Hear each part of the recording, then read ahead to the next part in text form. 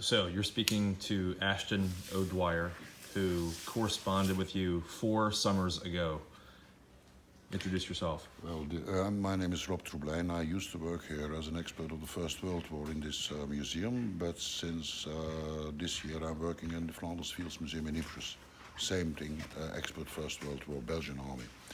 So this military file that we have here, the military record of Joseph de Neumoustier, how it's like that pronounced in French because it's a French name, French-speaking part of Belgium. So Joseph de Neumoustier was born in Marcinelle. Marcinelle is somewhere near Charleroi in Belgium on the 11th of January 1875. He was in fact military of career. He was very young already in the army. When he was 11 years, in 1886, he was a pupil of the army, as it was called. So it was a special school for young guys. Like a young military school. Yeah, something like that. And he was probably sent there by the will of his parents? Probably because his father was maybe a military man. Okay. Or his father died as a military man. Okay. So he went into the army in 1991. He was 16 years of age then. He stayed in the army, became a non-commissioned officer, sergeant, and he went through the arms, became first sergeant, sergeant major in 1900, first sergeant major in 1914, and warrant officer in 1914. And were there any notable conflicts during that period? During this period, there was no notable conflict, not in Belgium. So he probably did not see any action until World War I. He didn't see any action until and on the 1st of August, the war started in Belgium. And as he was already a non-commissioned officer with experience, quite a lot of those NCOs became officer in the beginning of the war because there was a lack of officers in the Belgian army.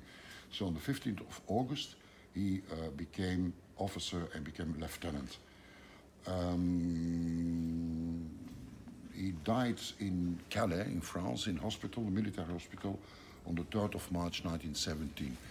In the file, we found the act of decease, but we didn't find a cause of death. He went to the hospital as a sick man and he died there. So what was the reason why he was sent to the hospital is not very clear in his file. The rest of the file is, of course, most of the rest of the file is our letters concerning his death.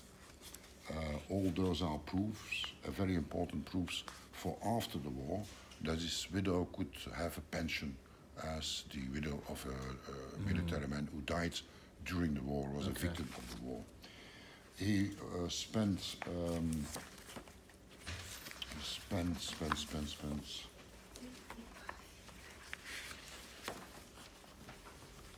32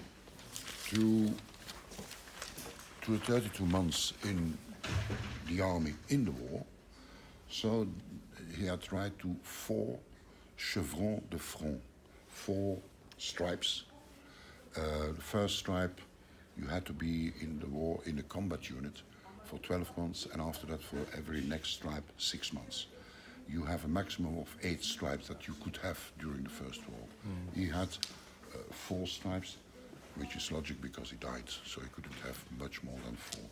Right. And you have to finish 6 months, not if you died the 5th month of those 6 months, you don't have the stripe of those 6 months. You really have to finish He was an engineer, and more specific, a Marconist in the engineering department.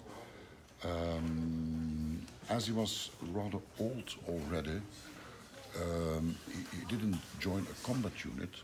He joined during the war. In 1915, he joined the Compagnie de Travailleurs, company of workmen, which was a part of the TAG, the travailleurs auxiliaires du génie, the workmen of the engineers. Those were not non-unarmed men, they didn't have a weapon, but during day or night, they constructed roads, railways, and helped to dig the trenches. So it was not without danger, and they were in continuous shell fire position. And he would have been commanding them? He was commanding a company of Okay. the TAG. More specific, the fourth company of TAG. Who were these people who were relegated to Older soldiers. older Older soldiers? soldiers. I mean by older soldiers who were 32 and older. So they were 32 years. reduced to labor versus They were laborers. combat on the front line. Decision of the king himself Okay. early in the war, in January 1915, that he said the older soldiers should leave the front line and become workmen for Wow. the army. Wow. Because most of the older soldiers were already married. The family was left behind in Belgium, of course.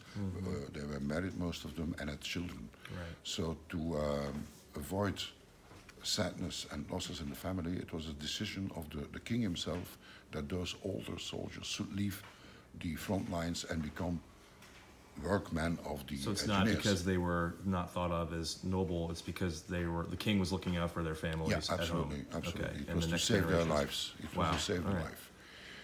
It was not because they were bad soldiers. It was just because Or they criminals had, or anything. No, not whatsoever. Because the king said, those are chaps who have already a wife and children. We should do everything to save them their lives. They still were in dangerous positions, but less dangerous as the front officers. Of course. And I can't stress it enough that it was a decision of the king himself. Wow. So before he became commander of a company of the workmen of the engineers, before that he was part in 1915 of the company of the railway troops.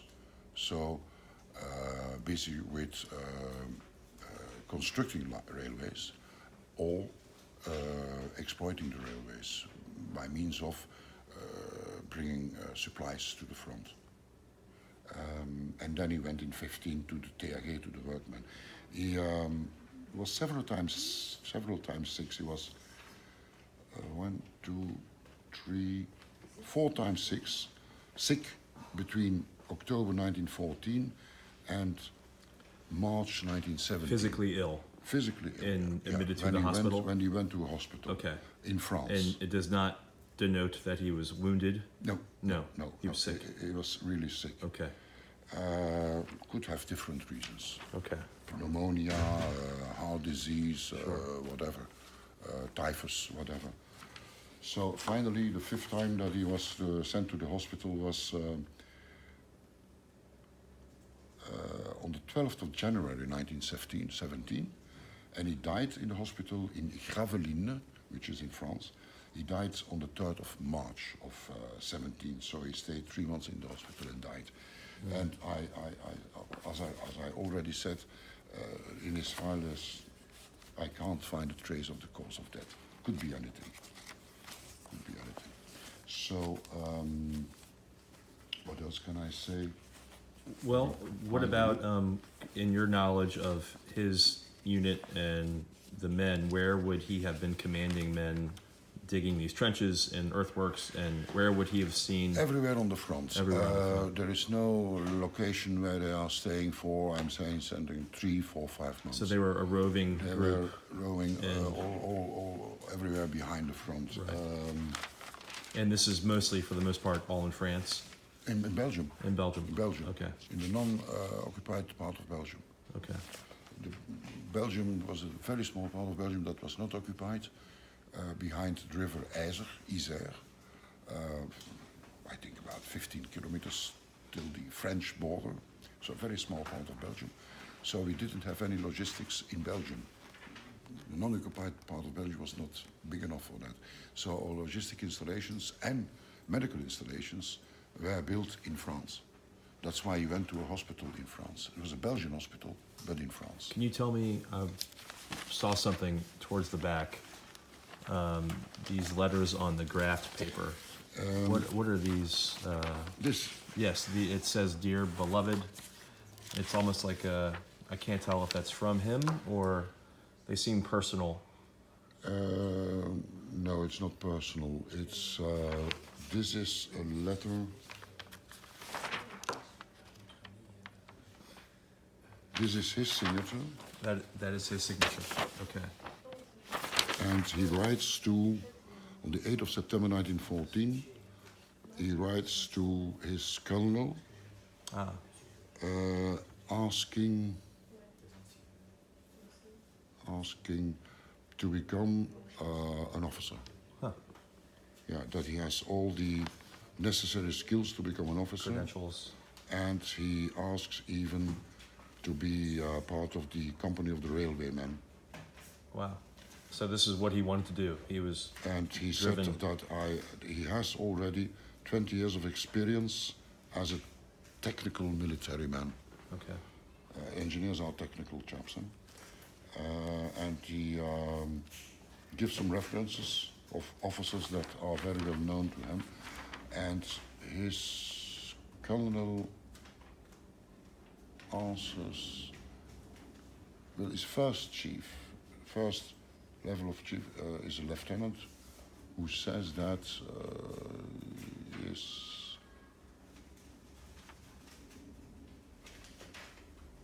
very well, that he deserves to become an officer.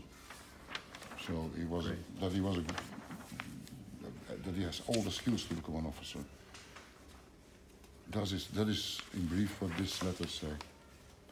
And then we have What was the colonel's name? Can you tell?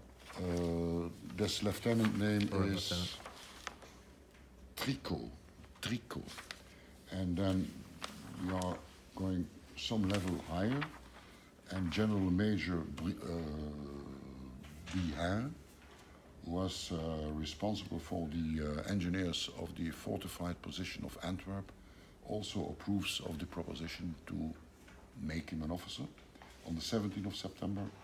And this was confirmed by the commander of the fortified position of Antwerp, Lieutenant General de Guise, who says, agree, favorable. I agree Favorable. Okay. with the thing. So that's when he became an officer, Wow. because he had the necessary skills to become an officer. Did it mention his family in there? No, And his no, wife? this Not letter- in the letter, no, but no. anywhere in the But record? there is another document where his wife or family is mentioned. There was a law of 1919 where every soldier, general or private, has the right for the amount of the sum of 300 francs. But you have to ask for it. And you have to fill in a form. In his case, of course, it is after the war. In his case, it is impossible for him to fill in this form. But I saw it somewhere. So it was probably his widow who demanded the 300. Yes, it was. So who wrote this letter? Yes, that's his widow. So his widow asked for those 300 francs. The Fons de Combatet's family of dead And militants. she asked in the name of Joseph de Nemourtier, second lieutenant, born in Marcinelle, 11th of January 1975. He's Belgian, and he lives. Before the war, he lived number 74 Rue. Rue Elizabeth, in Borgerhout, that's near Antwerp. And he was married with 3 children in 1921. Okay. And